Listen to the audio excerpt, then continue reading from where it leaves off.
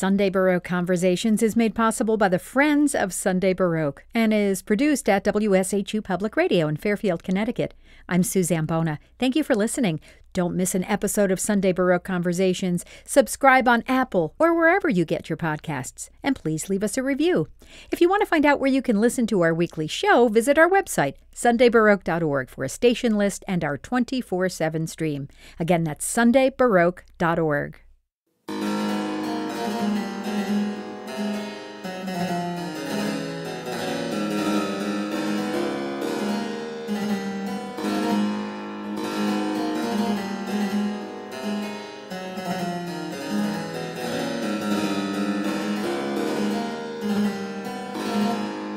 Byron Schenkman is an award-winning virtuoso instrumentalist on harpsichord, piano, and fortepiano who's heard on more than 40 recordings with a variety of other top musicians and ensembles. They're also a scholar of historical performance who trained at New England Conservatory of Music and the Indiana University Jacobs School of Music. In addition to their work in Baroque music, Byron Schenkman has also premiered new works by Damien Jeter, Caroline Shaw, and Jonathan Woody. And I am delighted to be speaking on Zoom with Byron Schenkman about their life and career in music. Hello. Hello. Thank you for having me. Thank you so much. So will you talk about how you first got into music? Did you come from a musical family? Did you start on piano or another instrument? And, how and when did you start playing harpsichord and fortepiano? Well, I did come from a musical family. No one in my immediate family was a professional musician, but I had many uncles and aunts and cousins who were. I'm the youngest of 8 kids, and a lot of my older siblings took lessons. I think some of the older ones were maybe required to take lessons. By the time they got to me, it was sort of do whatever you want. And what I wanted was to take piano lessons. So I did. I got interested in early music and early instruments quite young. I had a beloved piano teacher, Bonnie Rosen, when I was a kid, who was interested in early keyboard instruments. She didn't have one herself, but she got me interested in it. And then when I was a freshman at New England Conservatory, when I was 17, that was the first time that I really had access to harpsichord, and I dived right in. Wow. So how did you, fall in love with the harpsichord and with historical performance? I think it was really from recordings, but especially live concerts, live performances. I remember, I think my first interest in early music was a performance by the Waverly Consort doing the Roman de Fauvel. And it ignited my imagination, and, being able to connect with some idea of a time and place very far away was very appealing to me. And I always really liked, common practice harmony. I loved the circle of fifths. So Corelli and Handel and Haydn and Mozart, that was sort of really my center of gravity from an early age. It's funny, other kids, I think, were drawn to, bigger romantic orchestral music. I liked chamber music. I liked smaller, more intimate forms. Mm-hmm. And just for argument's sake, because I don't think everyone necessarily understands how very different a harpsichord is from a piano, so maybe you could give the little, elevator speech about the difference between them, because I think it's very important. They sound different, but they also are very, very different instruments. Yeah. So, the most basic is that on the harpsichord, the strings are actually plucked. So when I press down a key, there's a little plectrum, a little pick that goes up and plucks the string. On the piano, when the way that pianos came to be is that musicians and instrument makers were interested in finding a way to make a harpsichord that could play louder and softer on the same note. And one thing that several people came up with in the 18th century was a system of hammers instead of plectra. So instead of the string being plucked, it was hammered with a little, soft hammer, not a sledgehammer. And pianos actually evolved from the early 18th century all the way to the late 19th century. There were all different kinds. Nowadays, we refer to the various kinds of historical pianos as forte pianos, just to distinguish them from the standard modern concert piano. Mm-hmm. And you play forte piano as well, correct? I do. I play all sorts of pianos. One of the things that I really enjoy is essentially collaborating with the instrument, finding out what it is that the instrument is going to want to teach me about the music. And often, even from one harpsichord to another or one forte piano to another, I'll play a piece really differently. And I have quite a bit of repertoire now that I perform on both harpsichords and modern pianos, and then sometimes anything in between. And it's always different. And that's one of the things that I enjoy about being a performer, and especially live performance, is that it's different depending on the instrument. It's different depending on the room. It's different depending on who's in the room and the energy of the room and how I'm feeling that day, how the audience is feeling that day. Yeah. I used to play on a series where we had, we would often do the same program Friday night, Saturday night, and Sunday afternoon. And there was definitely a different type of audience for each of those, times. And so it would be a really different performance. The Friday audience would be sort of clearly tired from a long week of work, and they would just sit back and want to be entertained. The Saturday audience, it was clear they were more relaxed. They'd been off all day. They'd had dinner and drinks, and they were ready to they were much more actively engaged in the performance. It would feel different. And then as a result, we would play differently, responding to the energy of the room. Sure. So this is sort of related to a little bit of what you were just talking about a moment ago, but so I'm a flute player. I bring my instrument to my gigs, but and we always sort of marvel, instrumentalists like me that can bring our instruments always marvel at people like pianists who have to basically take whatever's in the room, and presumably you play in venues with good pianos. But what about the harpsichord? Do you take your own harpsichord? Do you go to venues where there is a harpsichord, and how do you navigate that and make sure there's a good instrument? When I play in or around Seattle, sort of in this area, I often take my own instrument, although sometimes I borrow an instrument from someone else, for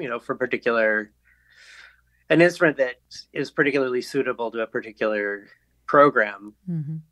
And then, of course, traveling, it depends on what's there. And people's ideas of what is an acceptable concert instrument on harpsichord is really different from on piano. There's a pretty good idea of what a concert piano should be. So I've had some scary moments, but usually nowadays, especially if I plan ahead and ask around about what's available, where I'm going, I can usually find something that'll be really nice. What kind of harpsichord do you have, or harpsichords? I don't know how many you have. I have one harpsichord, which is made by Craig Tomlinson, a wonderful builder in Vancouver, Canada, and it's modeled after an Italian instrument from 1726. So early 18th century Italian. Nice. Now, I know that you have had a modern piece for harpsichord and strings dedicated to you. So that's kind of interesting, having this, by all accounts, ancient instrument, but having a modern concerto, Caroline Shaw's concerto for harpsichord and strings dedicated to you. So how did that come about? And I'm curious to know, did you know Caroline Shaw already? Oh, I didn't know her personally. I knew her music, right, and was a fan. I was very. I'm still very touched and excited that she actually dedicated it to me.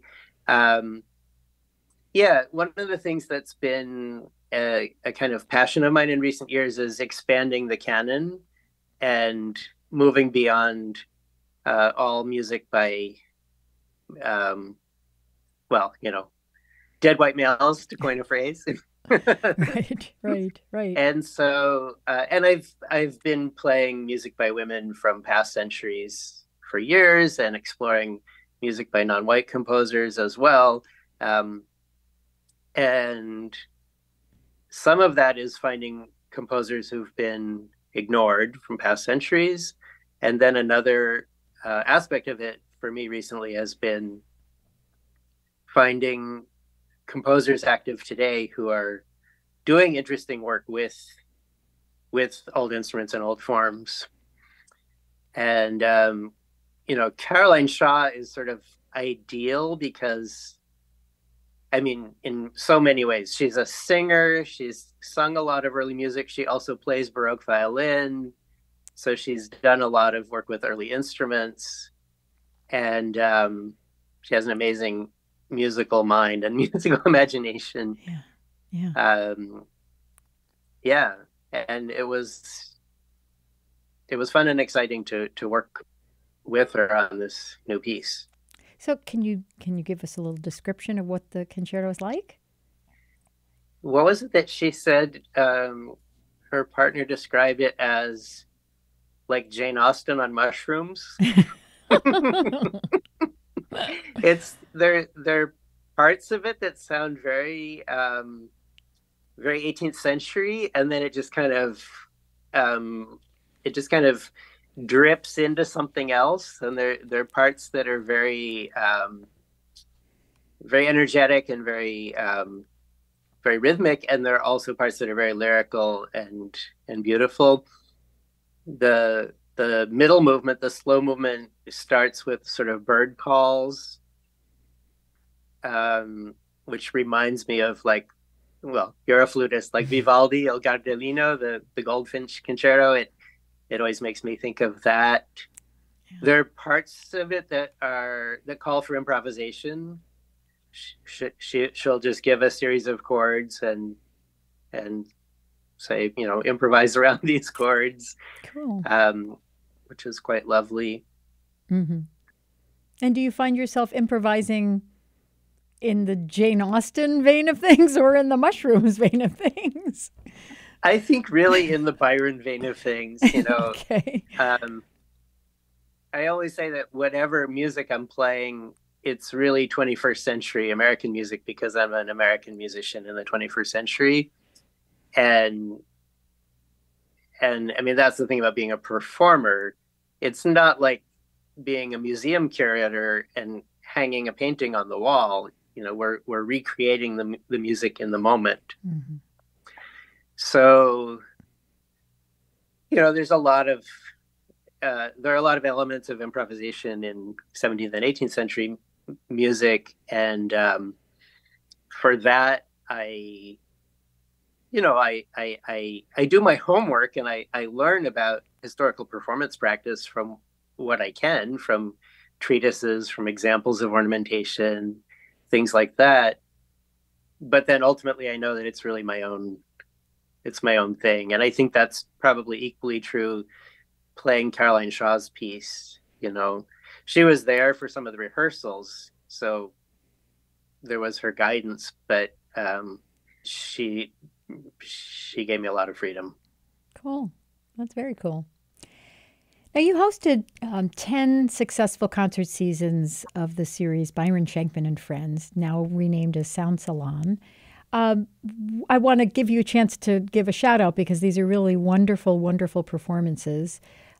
What motivated you as the artistic director to start the series? And would you like to give a little bit of a description of what Sound Salon, and before that Byron Schenkman and Friends, is all about?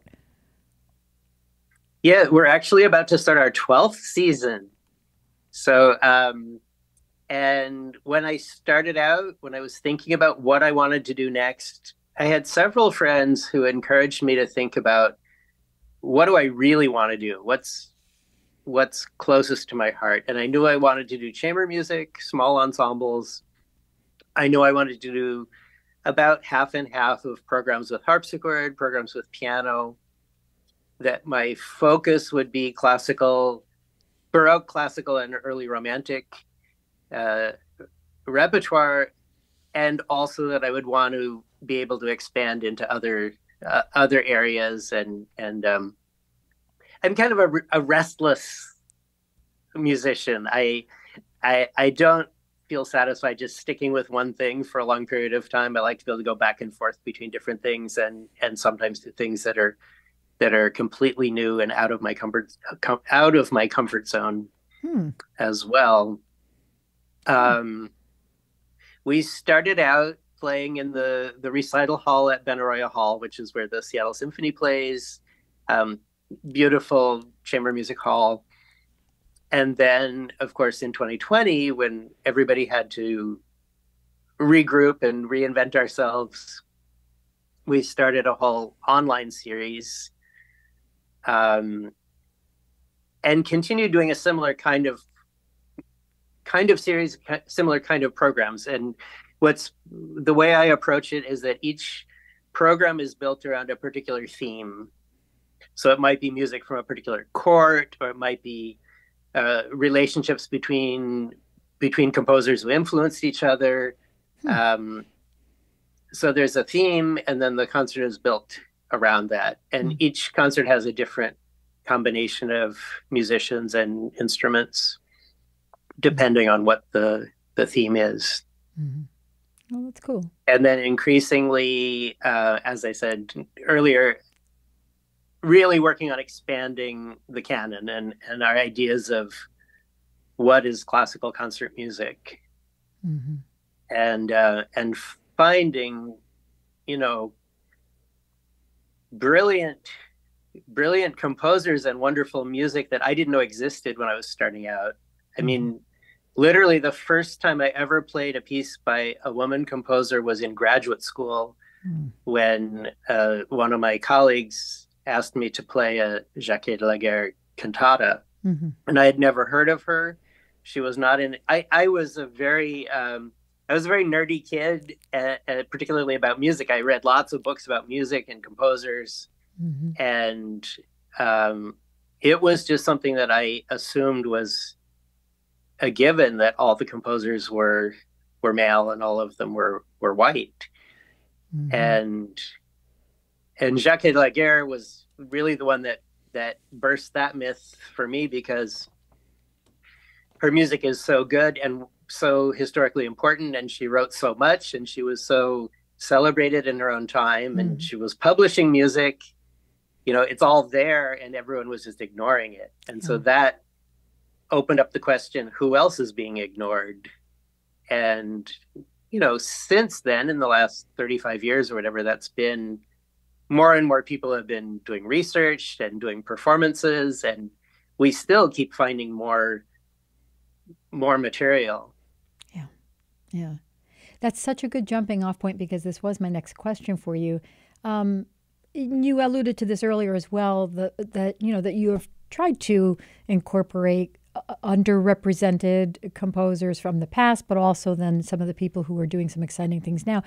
And this is maybe more of like the 30,000-foot view, not necessarily just you specifically, but what ideas or thoughts or hopes and dreams do you have for steering the classical music world more towards inclusion and diversity on the stage, whether it's, stage, concert programs, audience, even in the offices and boardrooms, some of the places where these decisions are being made. Do you have, you must have an opinion about this, because I think just about every musician especially has an opinion. And what do you think, what are some ideas, what are some thoughts you have for how we might move in that right direction?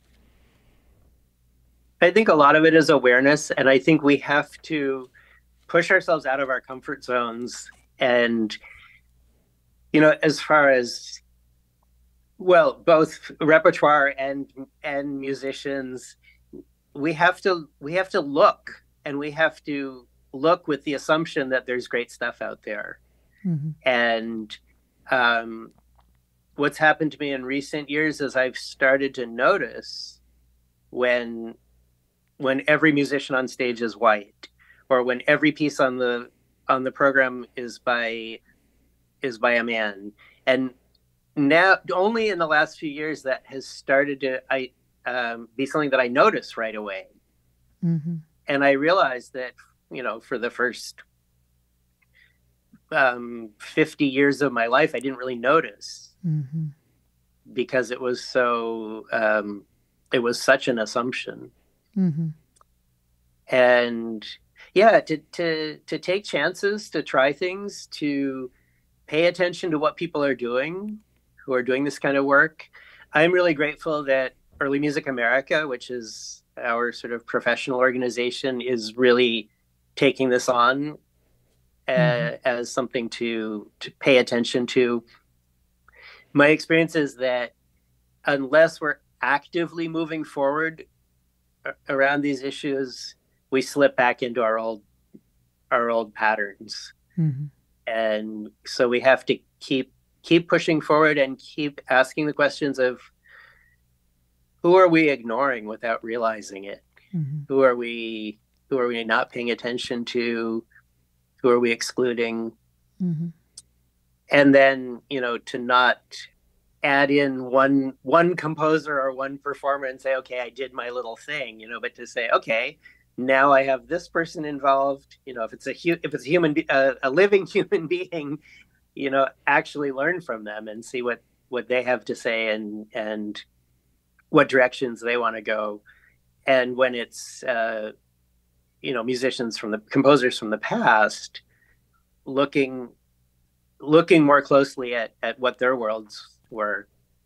Something that was really kind of exciting to me, is again kind of a nerdy thing, but I said my interest in women composers started with Jacques Laguerre, and then as I found other composers, I was playing a lot of sonatas by Isabella Leonarda, and I played all the sonatas by Jacques Laguerre, and I felt like they were sort of similar. I noticed these links between them, which I thought, okay, am I just reading this into it because, here's a late 17th century Italian woman and early 18th century French woman, and their lives did overlap, but they weren't in the same place. And I thought, okay, I'm probably just reading into it. And then I was looking at a list of music in the library of Sébastien de Brossard, who was actually a friend of Jacques Laguerre, and he had the Isabella Leonardo trio sonatas in his collection. So then it was clear that, okay, she must have known this music. Yeah. And that's it. I had for decades, I had studied how Corelli influenced Handel and how Vivaldi influenced Bach, and all these kinds of connections. And it's like, oh, it's not just the boys. Yeah. And I just, speaking on the receiving end, as as a broadcaster, I just long for more top quality, Byron Schenkman level recordings of these pieces and these composers that we don't know about yet, because I think that's a really important piece in completing this puzzle, like making sure that there's a way we can disseminate it farther by broadcasting it, by having really great recordings of this music. And I just wish that more top-tier musicians would, of people who specialize in all areas of music, but, would really focus on this, because much as I love the Bach cello suites, for example, do we really need another recording of them? I mean, I think it's covered. It's very well covered by some very good musicians. And yet, I don't know that we necessarily have lots of wonderful different recordings and different takes on Jacques de Laguerre or Isabella Leonarda, Barbara Strozzi. So I beg of you, more. Yeah, more. I have an idea of a strategy that I know some of my colleagues are doing this, but I think we need to have a lot more of this. Is if you're setting the repertoire for a competition, put these composers on the repertoire list. If you're doing audition requirements for conservatories or graduation requirements for conservatories, when I was a kid, like I did the MTNA competition as a young pianist, and and I had to learn the G minor Felix Mendelssohn Concerto because that was on the list. And so all the pianists around my age have that in their repertoire. If it had been the Clara Schumann Piano Concerto, all the pianists around my age would have the Clara Schumann Concerto, or the Luisa Adolphe Lebeau Concerto. And then entrance requirements for conservatories were pretty consistently a Bach Prelude and Fugue, a Beethoven Sonata, a Romantic piece, a modern piece. You know, there was specific requirements. And if, you know, there's no reason not to have Black composers on the list, women composers on the list. Yeah. Those are great suggestions. What else are you passionate about right now, musical or otherwise? What's floating your boat these days? Oh, well, I love language. I'm working on my Spanish. I lived in Chile as a kid. I was fluent when I was 6 years old, and then didn't use it for 30 years, and, you know, lost my childhood fluency. And I'm working hard with a vision of someday actually being fluent as an adult.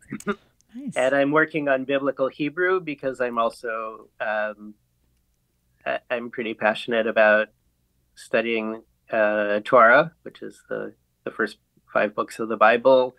In Judaism, we go through the whole cycle of those 5 books every year, and every year coming back to the same texts, they're new things that one finds in them. And I love that. And I love that dialogue, or it's not dialogue, it's conversation with people in real time and across the centuries. And it actually kind of goes with what I do in early music and historical performance also. You know, it's looking at old texts and not only looking at what does it mean to me, but what did it mean to somebody in Poland in the 18th century or in Spain in the 16th century. I find that exciting. So, yeah, I think it's, besides music, it's language and it's religion and spirituality, and it's all things that are about human connection and about humans connecting with each other and with something that's bigger than all of us. Yeah, well said. I've been speaking on Zoom with award-winning instrumentalist and historical performance expert Byron Schenkman. Thank you so much. It has been such a pleasure. Thank you. It's fun to talk to you.